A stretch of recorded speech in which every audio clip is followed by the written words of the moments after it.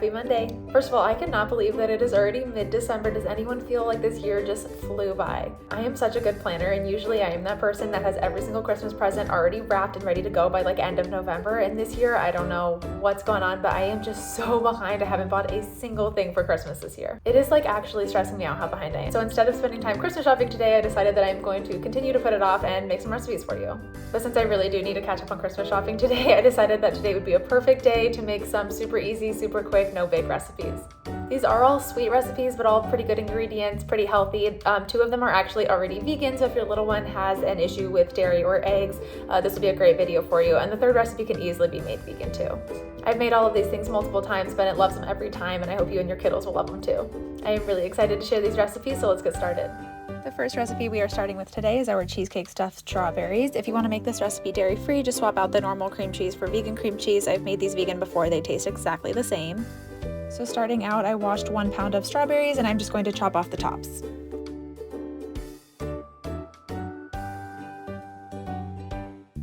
Then I'm going to very carefully use a small knife and hollow out the center of the strawberries. This is a little time consuming, but totally worth it. It is definitely easier to do this with the larger strawberries, but when I made these vegan, I had a few, and I thought the smaller ones were the perfect ratio of strawberry to filling, so don't skip the small strawberries.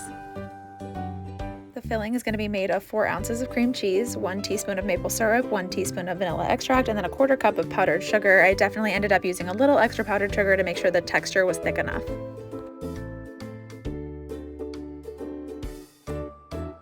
I am using a pastry bag to get the filling into the strawberries. If you don't have these, you can just use a spoon to scoop it in.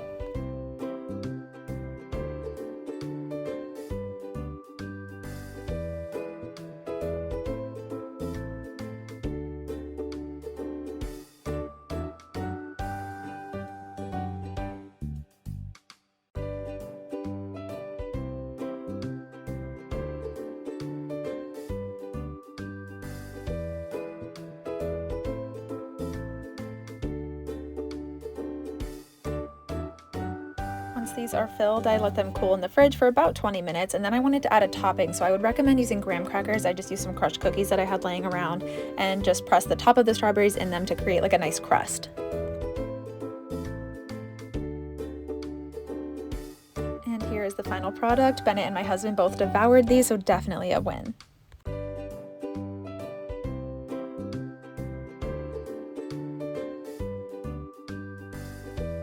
Our next recipe is a chocolate-covered coconut cookie.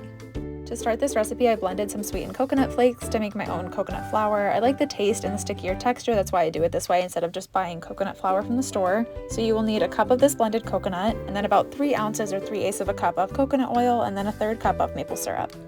Lastly, you will need 3 tablespoons of water or coconut milk. Once this is all mixed together, I'm using a tablespoon measurer, or you can use an ice cream scoop to form the cookies. Once formed, I put these in the fridge for just 10 minutes.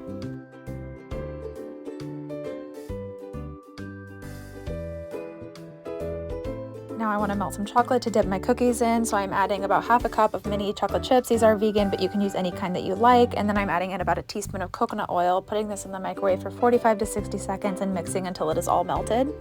Now I am dipping my cookies in just about halfway or a little further if you like chocolate, and then these are all done. These are a really yummy sweet treat and so easy to make. Last recipe of the day is a lemon coconut ball. These are so healthy and the easiest recipe of the day. So in a food processor, you will add 1 cup of almonds, 1 cup of pitted dates, the zest and juice from 1 lemon, about a 1/3 cup of unsweetened coconut, and then just 1/2 teaspoon of vanilla extract.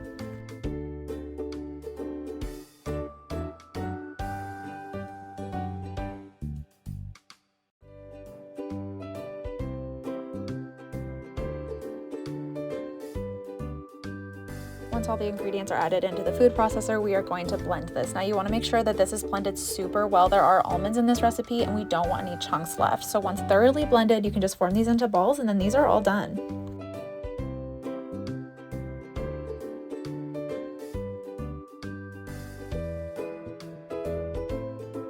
I love having these around the house. Such a great healthy snack and great for taking on the go. I love them as much as Bennett does.